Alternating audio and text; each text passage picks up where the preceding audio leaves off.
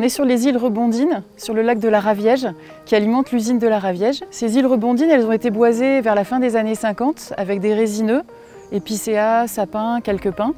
Et on a observé un dépérissement de ces résineux et donc on a décidé en concertation avec la mairie de procéder à des coupes ciblées. Et donc on s'est rapproché de nos partenaires, le Centre régional pour la propriété forestière et le Conservatoire des espaces naturels Occitanie. Donc, suite au dépérissement qui s'est passé sur cette parcelle, l'EDF s'est rapproché de la structure qui m'emploie, qui est le CRPF. C'est un établissement public qui s'occupe de la gestion durable des forêts. Et donc l'objectif c'était de définir par rapport donc, à la station locale des essences qui soient à la fois résistantes au changement climatique et à la fois qui soient issues d'espèces plutôt locales. Sur les deux îles, donc, on a identifié les zones qui étaient vraiment dépérissantes qu'on a exploitées. Et donc on a identifié aussi toutes les zones qu'on pouvait conserver, notamment les bouquets feuillus.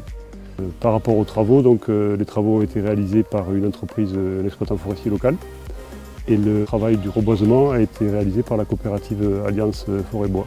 Ce qu'il y a d'intéressant dans l'expérimentation suite au dépérissement forestier qu'il y a eu sur ces îles, ça a été en fait d'expérimenter d'autres approches sylvicoles avec notamment des plantations très diversifiées pour augmenter la résilience, ce qu'on appelle la résilience forestière. Et on a également le rôle du conservatoire avec le CRPF et EDF, ça a été aussi de voir où est-ce qu'on installait ce qu'on appelle les îlots un petit peu de vieillissement ou les îlots en libre évolution. C'est-à-dire toutes les parties, notamment de feuillus, qui n'ont pas été coupées, qu'on va laisser pousser encore de nombreuses dizaines d'années. Et ces essences-là, merisiers, chênes, châtaigniers, vont participer aussi à ensemencer ce qui a été planté pour à terme, dans les 10 ans qui viennent, avoir une diversification des essences au-delà des essences qui ont été choisies pour la plantation. Donc le rôle du conservatoire va être aussi de suivre un petit peu l'évolution, ce que ça va donner, y compris en matière de richesse, en matière de biodiversité, invertébrés, oiseaux, etc.